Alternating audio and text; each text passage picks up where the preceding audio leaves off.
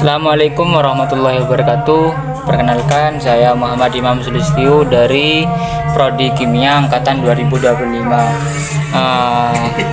Matkul SPI. Jadi di sini saya memiliki tugas UTS yaitu mengenai sejarah perkembangan peradaban Islam. Jadi sebelum kita membahas lebih jauh mengenai sejarah peradaban Islam, perlu kiranya kita tahu bahwasanya tujuan dari mempelajari sejarah peradaban Islam itu seperti apa. Nah, perlu kita ketahui bersama bahwasanya tujuan dari mempelajari sejarah peradaban Islam saya bagi menjadi dua macam. Yang pertama yaitu sebuah pembentukan identitas keislaman. Jadi bagaimana kita memberikan pemahaman akar sebuah budaya dan nilai-nilai luhur keislaman terhadap mahasiswa agar nantinya mahasiswa itu memiliki kebanggaan dan jati diri sebagai muslim yang moderat dan progresif. Nah, yang kedua yaitu sebuah penguatan wawasan sejarah. Jadi ini sebagai sebuah bentuk bagaimana untuk memberikan perspektif kritis terhadap peristiwa masa lalu sebagai sebuah cerminan untuk mengambil ibrah atau sebuah pelajaran dalam menghadapi tantangan zaman yang modern saat ini. Nah, masuk ke pembahasan. Nah, kita akan mengulas singkat beberapa dakwah dari Rasulullah. Jadi saya bagi menjadi dua macam, yaitu dakwah Rasulullah di Mekah dan dakwah Rasulullah di Madinah. Nah, yang pertama saya akan mengulas kembali mengenai dakwah Rasulullah di Mekah. Jadi beberapa poin yang saya sampaikan yaitu ada dua poin. Yang pertama yaitu mengenai proses dan strategi. Nah, bagaimana proses dan strategi Rasulullah dalam mengemban ataupun dalam membangun sistem dakwah Islam itu sendiri. Nah, yang pertama itu dimulai dengan dakwah sembunyi-sembunyi atau yang dikenal dengan Syria. Nah, Syria ini dilakukan terhadap orang-orang terdekat Rasulullah seperti keluarga dan juga para sahabat Nabi itu sendiri. Nah, yang kedua itu dilakukan secara jariyah atau yang dikenal dengan sebutan terang-terangan. Jadi setelah melakukan pendekatan dengan keluarga Nabi dan juga para sahabat-sahabat Nabi, Nabi juga melakukan dakwah terhadap manusia ataupun umat di Mekah itu sendiri secara terang-terangan. Setelah beberapa dari dua tadi itu strateginya itu bagaimana menekankan pada keteladanan akhlak dan ketabahan menghadapi boikot serta penyiksaan. Nah, yang kedua yaitu adalah perubahan penting yang terjadi pada saat itu, yaitu sebuah perubahan fundamental dari keyakinan politisme atau yang dikenal dengan saat ini itu sebutannya paganisme, yaitu sebuah hal di mana sebuah proses menuju tauhid yang murni serta sebuah transportasi sosial dari sistem kekuasaan yang zalim menuju prinsip keadilan dan kesetaraan manusia. Jadi bagaimana membentuk karakter-karakter yang menuju keadilan dan membangun sistem yang signifikan. Nah, selanjutnya kita akan membahas mengenai hijrahnya Rasulullah ke Madinah dan juga terbentuknya masyarakat yang pluralisme. Jadi ada dua poin yang juga saya sampaikan mengenai alasan Rasulullah hijrah ke Madinah, yaitu sebuah penindasan kaum kafir Quraisy yang semakin berat di wilayah Mekah, sehingga hal tersebut adanya sebuah jaminan keamanan dari penduduk Yathrib atau yang dikenal dengan sebutan Baiat Aqabah. Nah, beliau mendapat jaminan dari orang-orang tersebut dan juga perintah langsung dari Allah Subhanahu wa taala.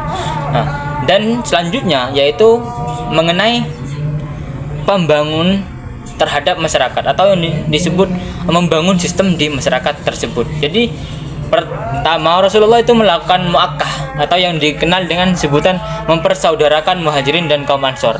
Nah, dari kedua-duanya, kaum Muhajirin dan kaum Ansor, itu Rasulullah membangun Masjid Nabawi sebagai pusat kegiatan dari kaum Muhajirin dan kaum Ansor itu sendiri. Dan juga Rasulullah itu membangun atau merumuskan sebuah sistem konstitusi, yaitu yang dengan sebutan Piagam Madinah. Nah, untuk bagaimana menjamin hak-hak masyarakat plural atau yang disebut dengan termasuk kaum Yahudi. Jadi menjamin keamanan terhadap wilayah tersebut. Nah, selanjutnya yaitu kepemimpinan kaum Khulafaur Rasyidin. Jadi di masa kepemimpinan Khulafaur Rasyidin itu sebelum Rasulullah wafat, itu para sahabat merumuskan beberapa pendapat. Yang pertama disebutkan oleh Abu Bakar menyebutkan bahwasanya dilakukan sebuah musyawarah dan mufakat. Nah, Umar juga mengopsikan bahwasanya itu dilakukan penunjukan secara langsung, dan juga Utsman juga mengopsikan bahwasanya itu dilakukan dengan dewan formaturan atau yang dikenal syura. Nah, Ali juga mengasumsikan bahwasanya itu dilakukan dengan secara langsung atau disebut dengan baiat massa, di mana beberapa opsi tersebut ketika disahkan atau diputuskan, yaitu yang paling urgent yaitu pendapatnya Abu Bakar. Jadi dipilihlah Abu Bakar sebagai pemimpin kaum tersebut. Nah, selanjutnya yaitu mengenai perang Siffin dan peristiwa Tahkim. Nah, dari beberapa pendapat bahwasanya penyebab terjadinya perang tersebut yaitu pertama, perselisihan mengenai penuntutan keadilan atas pembunuhan Khalifah Utsman bin Affan antara kubu Ali bin Abi Thalib dan Muawiyah bin Abi Sufyan. Itu penyebab terjadinya perang Siffin atau sebuah penuntutan keadilan atas pembunuhan Khalifah Utsman bin Affan.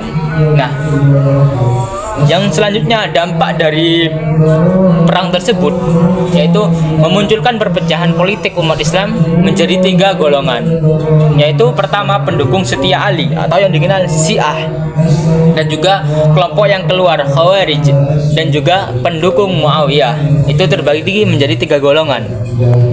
Dan juga selanjutnya yaitu mengenai munculnya Bani Umayyah. Nah, perlu kita ketahui bersama bahwa munculnya Bani Umayyah ini disebabkan karena menyerahnya kekuasaan dari Hasan bin Ali kepada Muawiyah demi persatuan umat Amul Jamaah. Raja pertama adalah Muawiyah bin Abi Sufyan. Nah, dari perbedaan pendapat dengan Khulafaur Rasyidin, jadi sistem pemerintahan berubah demi demokrasi atau yang dikenal dengan syura menjadi monarki yang disebut dengan turun menurun atau sebuah sistem kerajaan. Nah, selanjutnya yaitu masa keemasan Bani Umayyah, di mana pada keemasan Bani Umayyah itu sendiri itu yang dipimpin oleh Walid bin Abdullah Malik dan juga Umar bin Abdul Aziz. Nah, capaian dari masa Bani Umayyah itu pertama, politik stabil yang sangat tinggi. Jadi politik di negara di Bani Umayyah itu sendiri stabil, dan juga stabilitas keamanan yang juga sangat tinggi, serta juga mengenai administrasi.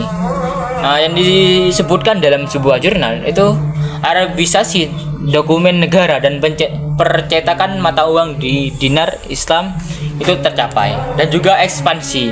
Nah, ekspansi ini adalah sebuah perluasan ataupun sebuah perlebaran dari wilayah. Jadi dilakukan sebuah pelebaran oleh Bani Umayyah yaitu ke Spanyol atau yang dikenal dengan Andalusia ke sebelah barat, dan juga Transoxiana ke timur. Nah, juga selanjutnya poin selanjutnya yaitu mengenai keruntuhan Bani Umayyah. Jadi keruntuhan dari Bani Umayyah itu sendiri yaitu disebabkan oleh faktor konflik internal antar keluarga kerajaan, dan juga diskriminasi terhadap kaum Muawiyah atau yang disebut dengan kaum Mawali atau kaum Muslim non-Arab, dan juga gaya hidup mewah para penguasa. Juga disebabkan oleh peran oposisi, gerakan kelompok Syiah dan Bani Abbas secara rahasia membangun opini publik yang tidak puas, yang akhirnya meledak dalam revolusi bersejarah. Nah, selanjutnya yaitu Khalifah Bani Abbasiyah. Setelah runtuhnya Bani Umayyah, itu ada yang disebut dengan Khalifah Bani Abbasiyah, di mana lahirnya Khalifah Abbasiyah ini, Bani Abbasiyah ini lahir melalui revolusi yang menggulirkan Umayyah. Khalifah pertama dari Bani Abbasiyah ini adalah Abdul Abbas Asy-Syaffa, di mana capaian berdirinya ini adalah Baitul Hikmah atau dengan sebutan pusat ilmu pengetahuan, di mana perkembangan pesat sains, kedokteran, astronomi, dan juga filsafat serta kemakmuran ekonomi melalui perdagangan jalur sutra. Nah, runtuhnya Bani Abbasiyah ini terjadi ketika serangan tentara Mongol atau yang dengan sebutan Hulagu Khan tahun 1258, di mana munculnya dinasti-dinasti kecil yang memisahkan diri dan bergantungnya pada tentara Bayarki Turki. Jadi bergantungnya pada bayaran Turki. Jadi disebabkan oleh tersebut dan mengakibatkan terhadap Bani Abbasiyah runtuh. Nah, selanjutnya perbandingan Umayyah dan Abbasiyah. Jadi ada beberapa pendapat ataupun opini yang menggambarkan bahwasanya berapa perbandingan dari hal tersebut. Pertama, saya melihat dari sistem dan strategi. Jadi Umayyah itu bersifat Arab sentris atau yang dengan sebutan mengutamakan etnis Arab. Nah, sedangkan Abbasiyah itu lebih bersifat kosmopolitan, jadi melibatkan kaum non-Arab atau Persia dalam pemerintahannya tersebut.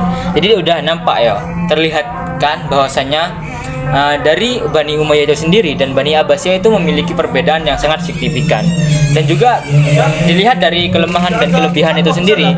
Dari Umayyah itu kelebihannya pada ekspansi wilayah yang masif dan juga kelemahan pada diskriminasi sosial, sedangkan pada Abbasiyah itu kelebihan pada pencapaian peradaban dan ilmu pengetahuan atau yang disebut dengan the Gold Age. Nah, kelemahan pada lemahnya kontrol pusat terhadap wilayah jauh yang menyebabkan disintegrasi. Jadi disebabkan oleh disintegrasi. Nah, mungkin dari beberapa hal tadi dapat disimpulkan bahwasanya sistem dari Rasulullah hingga Bani Abbasiyah runtuh itu memiliki hal hikmah yang perlu kita ketahui bersama, bahwasanya terdapat beberapa hal yang perlu diperkuatkan untuk bagaimana membangun sistem yang sangat signifikan. Mungkin dari saya kurang lebihnya mohon maaf apabila dari tutur kata saya kurang berkenan, dan juga bagaimana nantinya yang saya bicarakan juga bermanfaat. Kurang lebihnya wallahul muwaffiq ila aqwamit thoriq. Wassalamualaikum warahmatullahi wabarakatuh.